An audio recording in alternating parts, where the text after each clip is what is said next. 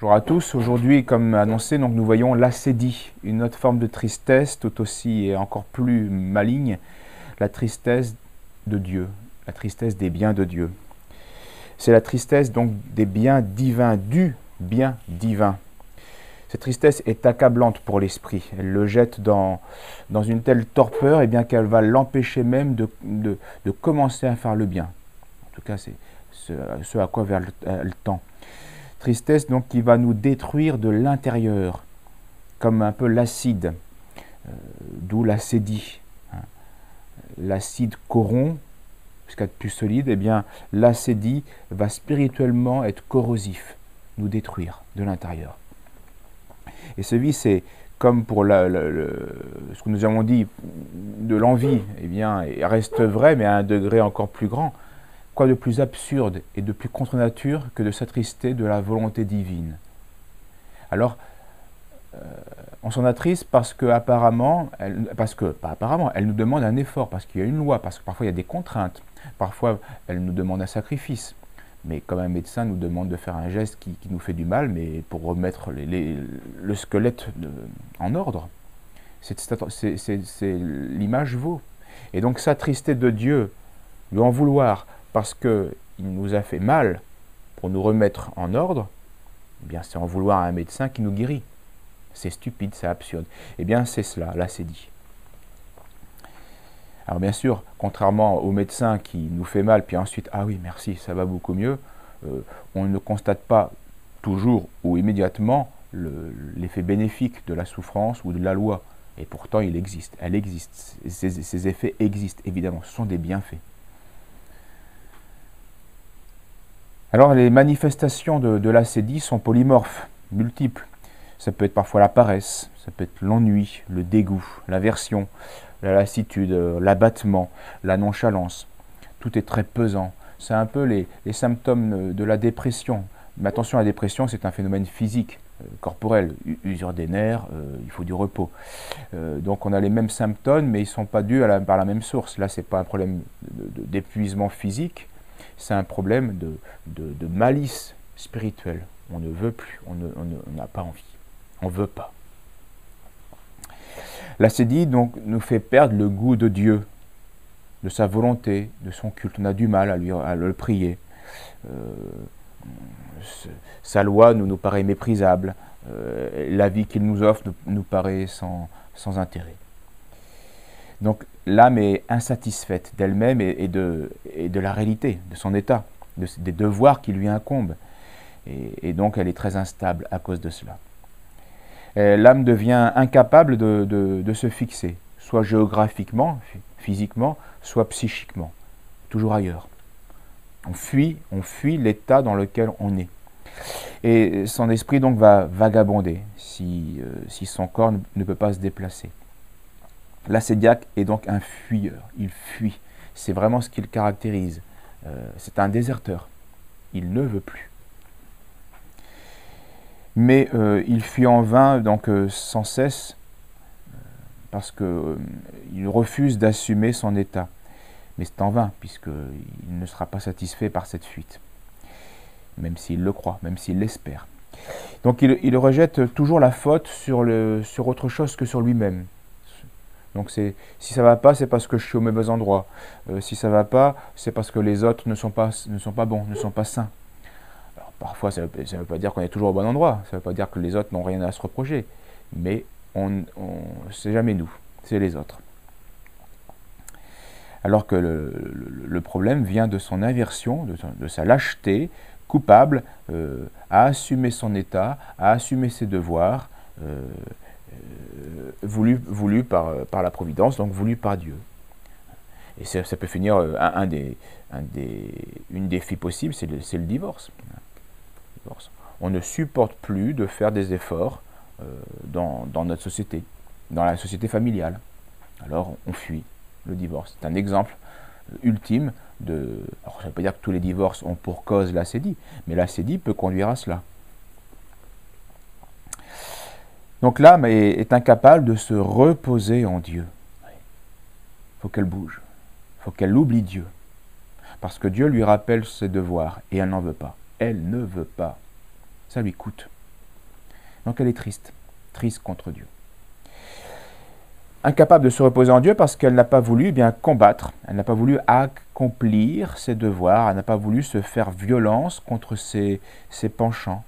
Donc alors elle vit dans la colère, l'anxiété, l'inquiétude, évidemment. Quand on est déserteur, on n'a pas bonne conscience. Elle s'illusionne en croyant bien trouver la paix hors d'elle-même, alors qu'il faut la chercher en elle-même, en assumant ses défauts et en les combattant. Donc elle s'illusionne parce qu'elle croit qu'elle va être heureuse hors de Dieu. Non, c'est en Dieu. Elle se livre, pour fuir son devoir, elle se livre à 1000 consolations sensibles qui vont être incapables de la rendre bonne. C'est pourquoi, et ça va être le drame de l'ascédie, eh bien elle est en colère contre ce qu'elle a et elle désire ce qu'elle n'a pas. Alors ça, vous voyez, c'est idéal pour tordre tout et pour tout casser, c'est corrosif. Quand on fait droite-gauche sur une barre de fer, elle casse. Même si elle est solide, elle casse. Eh bien, c'est ce qui se passe dans notre âme, quand on est mangé par le vice de l'ascédie. On souffre de ce qu'on a ne nous convient pas, on ne l'assume pas, et on désire ce qu'on n'a pas, vraiment on ne l'a pas. Donc c'est ce va-et-vient qui nous détruit. C'est l'horrible conséquence de l'ascédie. Pour ça, on l'a décrit, c'est pour ça que les pères la décrivent comme une tristesse accablante, quelque chose vraiment de lourd, et qui va nous paralyser. On est comme absorbé par un désir vain. Donc les ascédiaques sont des éternellement insatisfaits, ils sont dégoûtés d'eux-mêmes, des autres, de leur travail, de leur vie, de Dieu, de tout. Ils espèrent un futur idéal qui n'existe pas, qui n'assume pas le présent.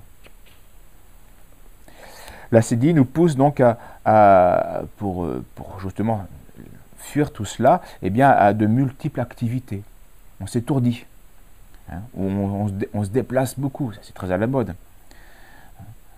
Alors on peut, bien sûr, il y a des déplacements qui sont utiles pour se détendre, etc., dans la vie sociale, mais on se déplace pour se déplacer. Donc c'est pas indispensable, mais c'est juste pour fuir. Ou alors on se livre à des fréquentations sans utilité. Tout ça pour échapper à notre solitude intérieure qui est angoissante. Parce qu'on ne veut pas l'assumer, parce qu'on ne veut pas assumer la violence qu'on doit se faire. Et remarquez, on voit bien la frénésie de notre monde moderne avec le progrès technique. C'est fulgurant. Le progrès technique qui est en rapport inverse avec notre abandon de Dieu. Donc on abandonne Dieu, donc on n'a plus de raison d'être, on n'a plus de raison de vivre. Alors on va s'étourdir, c'est la frénésie. C'est fête tous les jours, c'est déplacement tous les jours, c'est la frénésie. En réalité, eh bien, ces ascédiaques ne font que se détourner d'eux-mêmes, de leur vocation qu'ils refusent, de leur devoir d'être spirituel, de leur nature, de leur destinée, de leur vocation divine. Bref, ils se détournent de Dieu. Parce que ça coûte, oui, parce que ça demande un effort.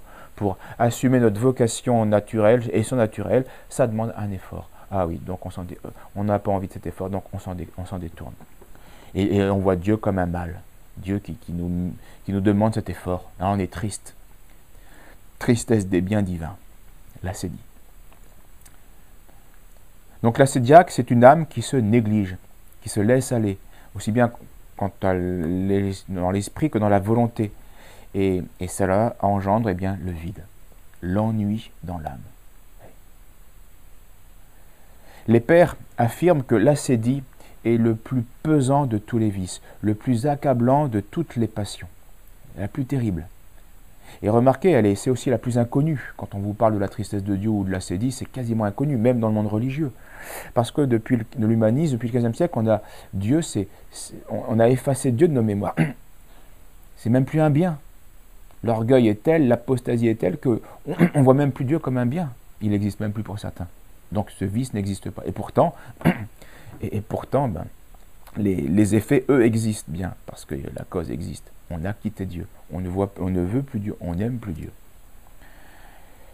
C'est le plus grave des 7, le pire. Il n'y a pas de pire, disent les pères. Elle nous fait goûter Elle fait goûter à l'âme l'enfer, déjà ici-bas. Ah oui, c'est terrible. Et c'est logique. On a quitté Dieu. On n'adhère plus à Dieu. On ne se force plus pour Dieu. Parce que, aussi à la différence des autres passions principales, l'acédie n'engendre aucune passion particulière pour la bonne et simple raison, mais qu'elle les produit toutes en condensé en elle-même.